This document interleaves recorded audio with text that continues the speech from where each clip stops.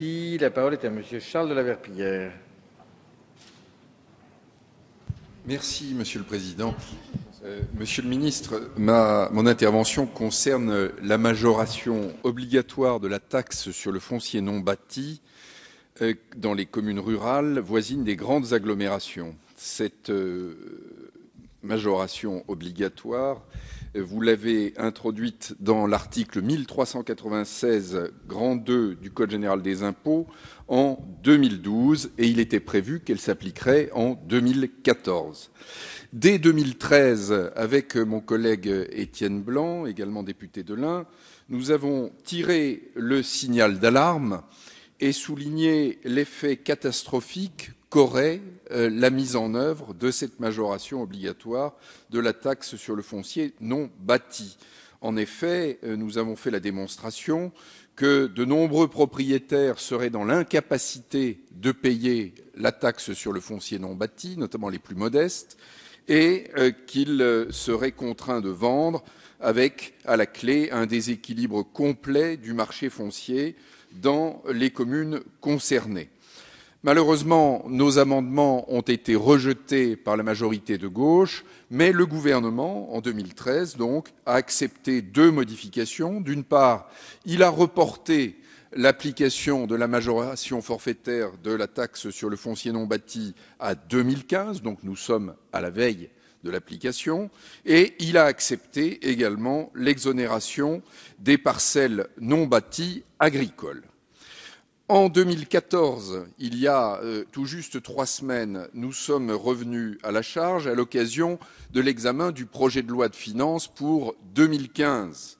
Et nous avons à nouveau demandé la suppression de cette majoration obligatoire de la taxe sur le foncier non bâti. La majorité a malheureusement rejeté nos amendements,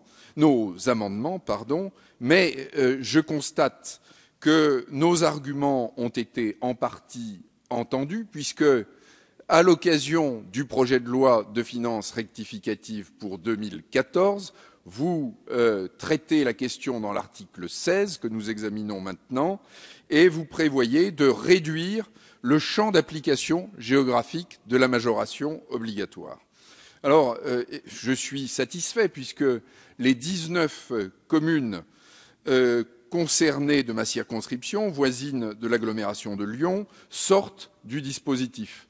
Mais j'observe que dans un grand nombre d'autres portions du territoire, malheureusement, la majoration va s'appliquer en 2015. Ce sera notamment le cas dans 5 communes du Pays de Gex, proche de Genève, représentées par mon collègue Étienne Blanc. Alors, Monsieur le Ministre, très simplement, et j'en termine par là, je voudrais vous dire qu'il faut que vous alliez au bout de votre démarche.